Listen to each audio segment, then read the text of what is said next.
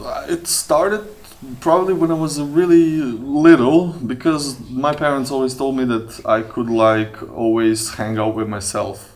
I didn't need company. Yeah. They just like put Legos on the floor or something like that, and there were not Legos. I could play with anything with a stick, and I had quite powerful imagination. When I was introduced to this, what I do now, I kind of found myself at home there. So it just like evolved.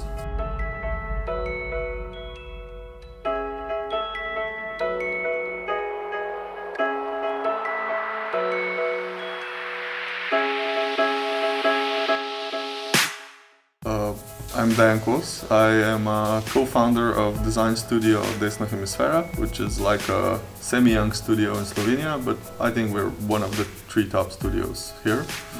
And I don't know, I like to do everything that's somehow connected with creativity. I mean, since I was little, I always played around in the kitchen when I was home with my mother. And she was always cooking, and I was always curious, what do you do here, why do you do that? And I kind of liked it because it was also very interesting that you have to put all the ingredients in, and then you have have a sense of timing, sense of taste. And so I kind of liked it, and I always thought that I'm gonna be a cook. So, and then at the last year of primary school, the teacher, which actually learned Slovene language, told my parents, when he knew that I'm going to be a cook, he told them, well, Dan shouldn't be a cook, because I think he could be a good designer. And yeah, so I was pushed into the design waters, but I learned to swim pretty fast. As I design, I always like to be pushed into something that I don't know, because I think that, as I said before, if you go through your boundaries, you will find something new there, something you've never thought of it, or something like that. And it was, I don't know, I adapt really quickly, and I saw a lot of connections between the cooking and designing. So I really adopted really quickly, and he really read me well, because he knew what I'm going to like. So I like it. In the first year, I was hooked. There were times, there were a lot of times that I could quit. Even I was thinking that that would be probably at some point a good idea. But something in the back was just you have to be there and just struggle and push through. It was probably half a year ago. we were closing. We had a shop in center, and we were closing it because it didn't bring so much money that we thought.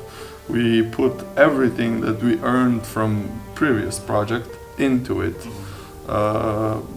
and it didn't work out. We did it with some friends, and the friendships got all really not good, and I actually, it's a funny story, I cut the vacuum bag to find €1, so I went to buy a bread so I could have a sandwich. Yeah, that was probably the lowest time in my life.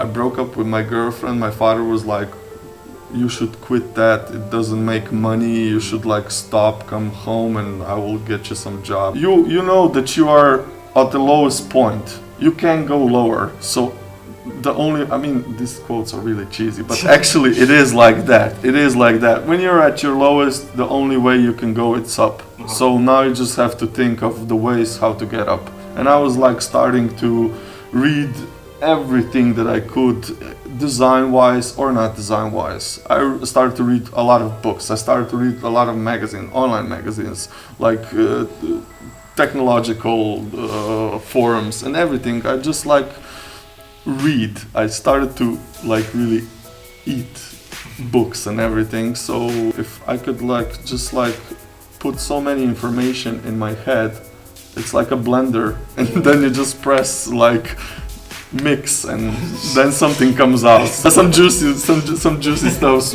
will come out, but first I need a lot of ingredients.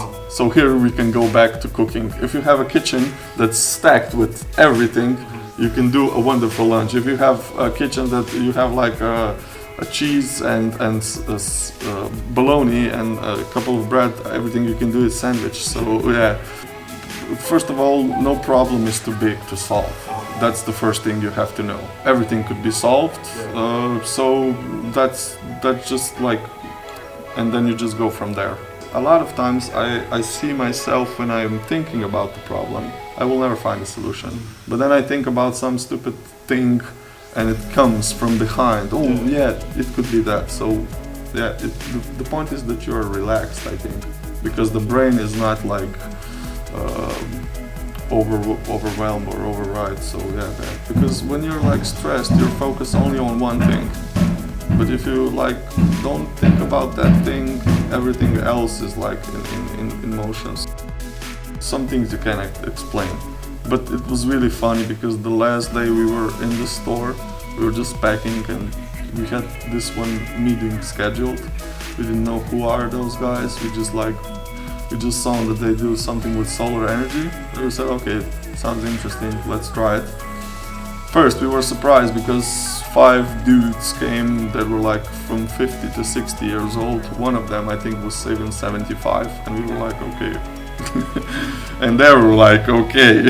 We said we expected someone younger, they said we expected someone older.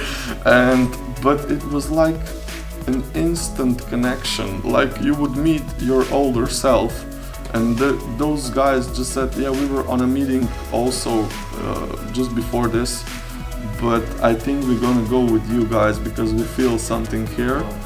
And the second meeting was like, we just like connected.